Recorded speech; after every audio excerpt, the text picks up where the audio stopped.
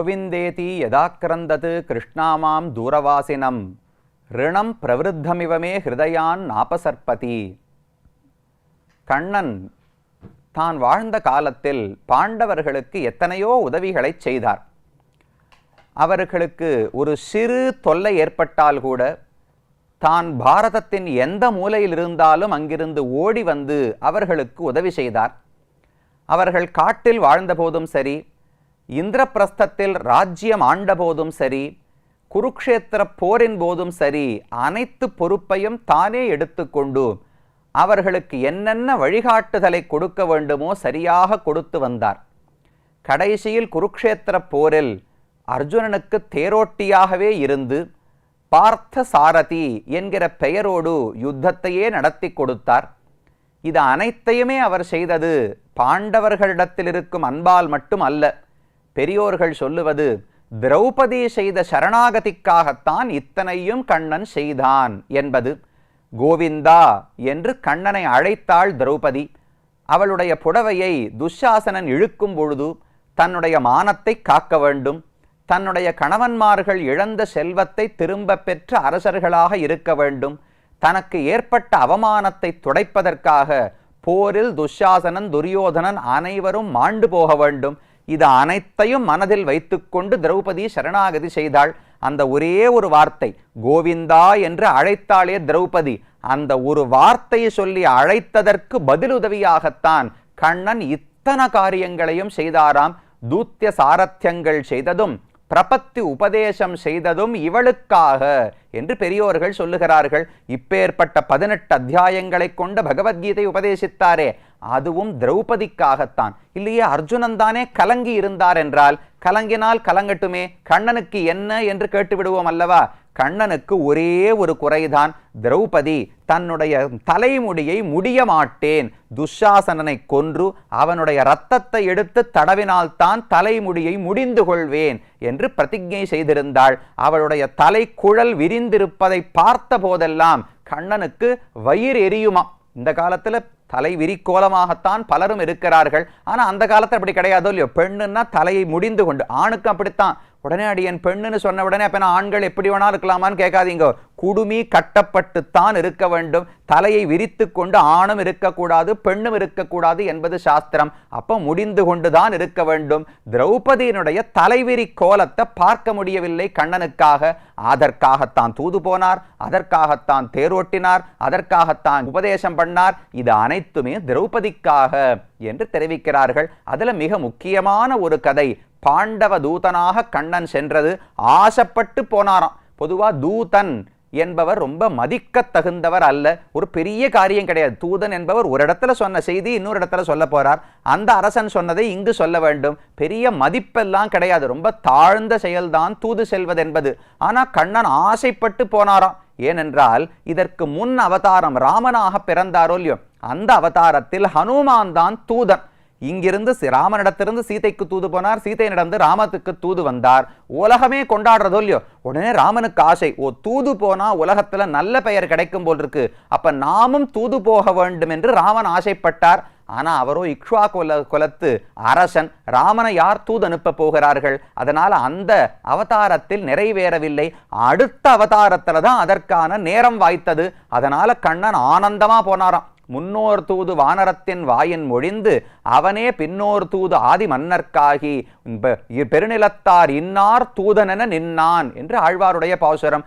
உலகம் எல்லாமும் இன்னார் தூதன், பாண்டவ தூதன், பாண்டவ தூதன் சொல்லும்படிக்கு புகழும்படிக்கு நின்னாரோ இல்லையோ, இவர்தான் முன் அவதாரத்தில் வானரத்தின் வாயில் மொழிந்து ஹனுமான தூதனாக அனுப்பினார். அடுத்த அவதாரத்தில் தானே தூதனாக ஆகிவிட்டார். என தூது போனா பெருமை கிடைக்கும் என்று பகவான் புரிந்து கொண்டாராம். அதனால தான் பாண்டவ தூதன். அப்ப இது ஒரு தாழ்ந்த செயலாக இருந்தால், நாம இருந்தா உலகத்துக்கே தெரியாமல் மறைத்து விடுவோம். இப்படி ஒரு தாழ்ந்த செயலை நான் செய்தது யாருக்குமே தெரியக்கூடாதுன்னு நினைப்போம் இல்லையோ.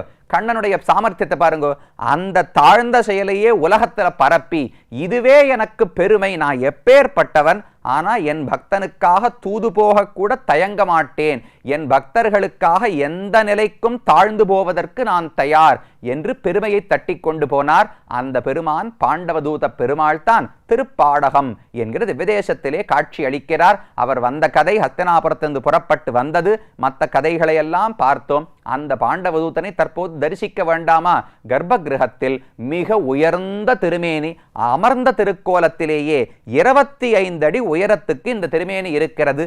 கிழக்கு நோக்கி அமர்ந்த திருக்கோலத்திலே பெருமான் இருக்கிறார். பாண்டவதூதன் என்று பெருமானுக்கு திருநாமம். பாண்டவர்கள் பாண்டுவினுடைய புத்திரர்கள் ஐவரும். அந்த பாண்டவர்களுக்காக தூதனாக பகவான் சென்றார். அதனால பாண்டவதூதன் திருநாமம். தன்னுடைய வலது காலை மடித்து வைத்துக்கொண்டு இடது காலை கீழே தொங்க விட்டு கொண்டு வலது கையில் அபயஹஸ்தம், இடது கையாலே தன் திருவடிகளை காட்டிக்கொண்டு மிக அழகான வடிவத்தில் இருக்கிறார். மிக உயர்ந்த வடிவம். இவரை எப்படி சுவாமி கர்ப்ப கிரகம் பண்ணிட்டு பெருமாளை ஏற்படுத்தினாளா, இல்ல பெருமாள் விக்கிரகத்தை உள்ள வச்சுட்டு அப்புறம் கர்ப்ப கிரகத்தை கட்டினாளா சொல்ல தெரியாது. அப்பேற்பட்ட வடிவத்தில் ரொம்ப அழகாக இந்த வடிவத்தில் கண் ஒரு கண்ணுன்னு பார்த்தோம்னா நம்ம கையை விட கண்ணு பெருசா இருக்கும். அப்பேற்பட்ட வடிவத்திலே பகவான் காட்சி அளிக்கிறார். ஜனமேஜயன் என்கிற அரசனுக்காகவும் ஹாரீத மகரிஷி அவரும் இங்கு காட்சி கண்டிருக்கிறார். ஜனமேஜயன் அஸ்வமேத யாகம் பண்ணி காண ஆசைப்பட்டான். அவனுக்கு காட்சி கொடுக்கும் போது ஹாரீத மகரிஷிக்கும் சேர்த்து கண்ணன் இந்த இடத்திலே காட்சி கொடுத்தார். பாண்டவ தூதனாக அன்றிலிருந்து இன்று வரை அதே வடிவத்திலே காட்சி கொடுக்கிறார். சரி, பாண்டவ தூதன்னா சின்ன வடிவம் தானே. கண்ணன் எவ்வளவு 8 அடி உசரம் இருந்திருப்பார், 6-7 அடி உசரம் இருந்திருக்கலாம். அவ்வளவுதானே விக்கிரகம் இருக்க வேண்டும். ஏன் 25 அடி? அவர் என்ன பெரிய விஸ்வரூபமா எடுத்து விட்டார்? விஸ்வரூபம்னு சொன்னா பெரிய வடிவமா இருக்கலாம். பாண்டவதூதன் தானே சின்ன வடிவம் தானே இருக்க வேண்டும் என்று தோன்றும். ஆனால் இது பாண்டவதூதனாகவே விஸ்வரூபம் எடுத்த வடிவம். கண்ணன் விஸ்வரூபத்தை ஒரே ஒரு முறை காட்டவில்லை.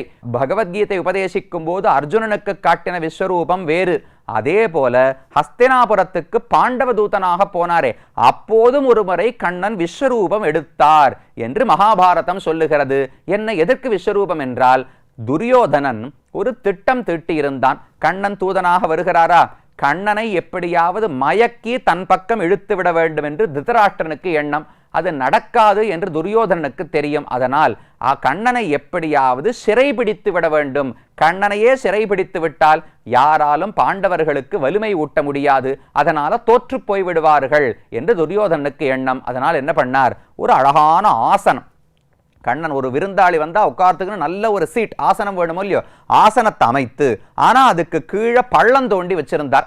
அது பொய் ஆசனம். உட்கார்ந்த உடனே ஆசனம் உடஞ்சு போயிடும். கண்ணன் நேர பள்ளத்துக்குள்ள விழுந்துடணும். கீழே நிறைய மல்ல யுத்த வீரர்கள், பெரிய கேடயம் ஈட்டி எல்லாம் வைத்த வீரர்களை வைத்து சிப்பாய்களை வைத்து சிறைபிடித்து விடலாம் என்று திட்டம் தீட்டி வைத்திருந்தார். சரின்னு கண்ணன் வருவதற்கு காத்திருந்தார்கள். அப்ப துரியோதனன் பக்கத்தில் இருக்கிறவாளெல்லாம் சொல்றார், கண்ணன் வரும் எல்லா அரசர்களும் வந்திருப்பார்களோ இல்லையா அரசவையிலே, அந்த சபையில் இருப்பவர்களை பார்த்து யாருமே எழுந்திருந்து கண்ணனை வணங்கக்கூடாது, அவனுக்கு மரியாதையே செய்யக்கூடாது, அப்படியே அமர்ந்து கொண்டே இருக்க வேண்டும் என்று துரியோதனன் சொன்னாராம். எல்லாருக்கும் பயம், எங்கேயான எழுந்தா துரியோதனன் தலையை வெட்டிடுவானோ, ராஜ்யத்தை பிடுங்கி விடுவானோ என்று பயம்.